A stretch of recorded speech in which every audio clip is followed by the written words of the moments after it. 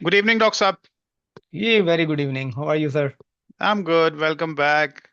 Thank you. Uh, there have been so many different things that I wanted to talk to you about, but I mean, at the priority, something just went by. I was just scrolling Twitter and I found something very interesting, and I want to share it on the screen with everybody. And I'm going to read it for you too, and then you are going to tell me, like, what do you think about it? Right. So here it is. This guy, WiseGrad24, he tweeted which as a breaking news, and it is from the UAE, and there's a picture of some UAE minister over there as well. So it says that UAE announces it will cut funds for citizens who want to study in the UK out of fear of Emirati students being radicalized by Muslim Brotherhood Islamists on British campuses. मैं And एक minute Arab, जरा एक एक जी minute जी, जरा रोकूंगा। मुझे अपने पाकिस्तानी दोस्तों को भी बताना है हम्म, उर्दू में। उर्दू में बताता हूँ मिनिस्टर आपको जी जी जी, मिनिस्ट्री ने क्या कहा है? दुबई की मिनिस्ट्री ने, यूएई की मिनिस्ट्री ने कि कि यूके के अंदर जो हमारे एमिरेटी स्टूडेंट्स हैं, हम उनके फंड कम कर रहे हैं ताकि ज्यादा स्टूडेंट कम स्टूडेंट जाएं वहां पे, क्योंकि जो जी खतरा है हमें वो ये है कि ब्रिटेन में जो मुस्लिम ब्रदरहुड है वो रेडिकलाइज करता है हमारे शहरियों को, जो या हमारे स्टूडेंट्स को जो जी। वहां पढ़ने के लिए जाते हैं। तो सो एमिरेटी एंड सिटीजन्स का फंड कम करना चाहते हैं क्योंकि एमिरेट्स स्टूडेंट जो हैं उनको वहां के जो इस्लामी या मुसलमान भाई हैं उनको रेडिकलाइज कर रहे हैं। और यूएई जानता है कि अगर ये रेडिकलाइजेशन की तरफ चले गए तो यूएई तबाह हो जाएगा। So yes please go on. Yeah, an Arab state now views a European state as a dangerous Islamist radicalization hotspot. अब वाह, आप अंदाजा लगा लें ये भी जरा उर्दू में बताएं, उर्दू में कि बताएं। एक अरब मुल्क जो है, ये अरब स्टेट जो है, वो यूरोप से अब डर रही है कि यूरोप के अंदर जो मुसलमान हैं वो उनके लिए खतरा बन सकते हैं। और यूरोप जो है वो रेडिकलाइजेशन के लिए इस वक्त, इस्लामिक रेडिकलाइजेशन के लिए इस वक्त जो है वो एक हॉटस्पॉट बना हुआ so it is hotspot and it is sanctuary for the Islamic radicalisation in the disguise of the freedom of speech and expression है। Yes, and on the disguise of the religious freedom, which they exactly. do not give to their own Muslims brothers of other sects. But when they come over here, they need everything. They need total freedom, or maybe more than freedom. They just want to consider them above all. Uh, it is a very serious thing that a country is considering that their students are being radicalized. And it is true. It is true. We have seen in the Syria. Do you remember the case of a Bangladeshi, I think, Muslim woman who went to Syria to fight for IS, and she gave birth to a child, and there was a debate in USA whether she should be allowed to come to UK or not. But fortunately, giving the best interest of the child, the British government and courts, they allowed even this radicalized Bangladeshi woman who was spending time or working for the IS in Syria, and she was allowed to come back to UK. Because look at the beauty of the system again, that they are ready to accept the snakes. या इस तरह की एक video बहुत पहले भी आई थी। To bite एक them. मेरा The ख्याल है Asian, सऊदी अरब का मिनिस्टर था कोई, या कतर का या यूएई का कोई मिनिस्टर था, जिसने ये कहा था कि Europe Mhm. Europe and west will have to pay for the price of taking all the garbage from all those Syrian and Yemenis and uh, those kind of countries. Why we are not letting them stay here? Why we are not allowing them to enter our own country? Because we know who they are and what they are capable of doing. the Or Muslim Brotherhood, a so-called Islamic organization, started from Egypt. This organization is not allowed to work in Arab countries, but it is collecting funds from UK, USA, and everywhere.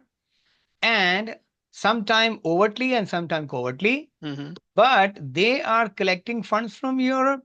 They are using this money for terrorism, allegedly, and they are using the mechanisms, the legal mechanisms of freedom of speech and expression and freedom of religion, and trying to radicalize the people. And they are very successful into that. You will see many terrorists in these countries. They are very nicely doing their job to promote radicalization in the country and to terrorize the people of the Western world. And thanks God that these Arab nations, they have realized that I would not, as a human rights activist, I would not go by the words of any politician who says to any certain community as a garbage, but even in a modest words, I would like to say that these are the rejected people, sick people, and they have found a loopholes to go to the other countries, and where they are earning money, they are doing the marriages over there. They are even contesting elections right from council, local council to the Mayorship. national parliaments, mayorship, and they are getting the benefits. Since you have been saying it loadedly that there is a great leadership crisis or chaos. You say crisis, I would say chaos. And when there is a vacuum, the air comes to fill the gaps. Similarly, is if in the Western society, if there is a leadership gap, then these people are coming up and Yeah, taking because they're the very fullest charismatic. You advantage. know, I tell you, like being an Islamist or Muslim or from Southeast Asian, you have a very Mhm. charismatic personality because you are very humble in your behaviors. Everybody is an aunt or an uncle to you. You would never call elder people with their names. You call kids, you allow other kids, the kids who are not even relative to you, let them call you uncle or auntie, or you have like a big heart. You can invite people to eat at your place for free. You can give food for free. You are courteous, and this makes you very popular and acceptable until and unless one day when you start promoting the very ideology of this. Like if in this neighborhood where I am living, for example, there is no Pakistani or Muslim person living here. But if I'm living in a tighter community where the 40% white people and 60% Pakistanis or South Asian Muslim people are living here, or Arab Muslim people are living here, and they see me and my girlfriend living together without getting married. And when I am not home, they will pass by doing an evening walk and they would tell her all the time, "You are living in sin. You know what? You should first convert to Islam and then tell your husband or future husband or your boyfriend to convert to Islam.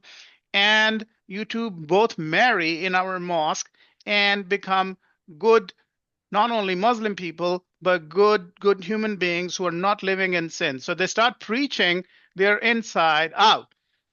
So that's how they start. So in the beginning, they are all good, good, good. And then one day your boy starts dating with their girl, and then she tells you, "I'm not going to go out with you until you convert to Similarly, Islam." let me give you example of a Qatar. The Qatar, they do not allow the Palestinians to ever organize any demonstration, but it has been reported in the media Qatar or one is section one of of the the media biggest supporter of that the Hamas. the movement for Palestine, it has been it has been supported by a Qatar. Hmm. Very strangely, they are not allowing the Palestinians to do some, even in Saudi Arabia, you cannot hold any procession for the Palestine. I'm not sure.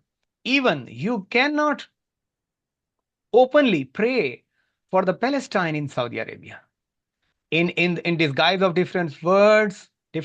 Oh, pray. Let us pray that the God Because they may know that redeem everything is them. going to start with this good Yeah, intention, and and then and and, then it will and turn into an avalanche, and then yeah, there's yeah, going to be like and financial frankly, discrepancies, then there's going to yeah, be fund transfers, then there's going to yeah, be terrorist activities planned and yeah, executed, yeah. and then the whole country will be in big chaos. So they don't want to Being do care. it. So they don't want to do that.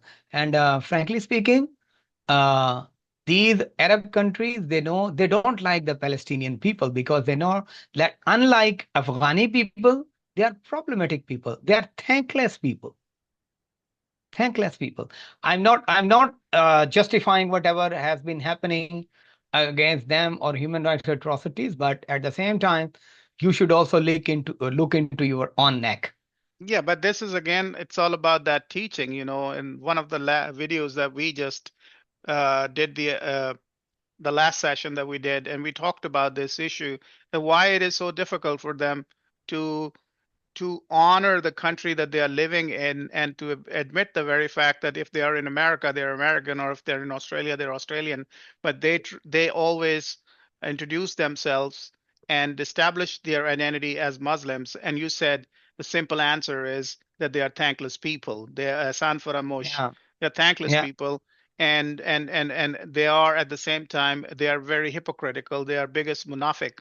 So so that's one reason. And Afghanis are like, on the other hand, if you see, they are very badly radicalized.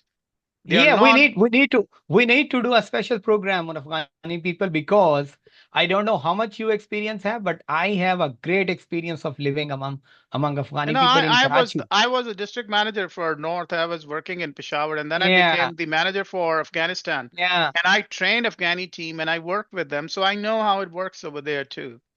Anyway, let's wind it up, I guess. If you have no any more question, let's do it wind up. And but I would say we were already at the verge of the completion of our discussion of today. Yeah, That they but are. I want to add something here. That this tells me Mhm. one thing, that it's not only the Arab Muslims or Arab leadership that actually understands the threat of being a Muslim radical or Mm. radicalized Muslim. They understand it, Mhm. that a radical Muslim is a problem, and they just have the audacity and the courage to accept it because they don't want any trouble and chaos in their own country. All other countries, including Pakistan particularly, they should also have the guts and the ability to admit to the very fact that Pakistani Muslims are the troublemakers. They're the number one troublemakers in the world. That's what I have seen. Like in England, the Right. grooming gangs and all those shit that is happening over there, and that's Brotherhood leadership, people raping, taxi drivers raping girls, being deported, this and that. It all starts with Pakistani Muslims. But Pakistan, on the other hand, is in denial of this very fact. But Arabs, I Mhm. think they at least understand and they acknowledge the very fact, and I hats off to them. I salute them, and I think that's the best political way to exonerate themselves from not letting all those refugees and scumbags to come to their country. Thank you very No, much, the sir. Arabs are very wise people, Yeah. and I would like to just give example that they have made an agreement with Pakistan, defense agreement, that Hmm. if anything happens against them, they will be defended by Pakistan. Yeah. Let's And see if it Pakistan, happens or that not. happen or not. Thank you very much. Okay. Bye bye. Bye. Bye. Thank you.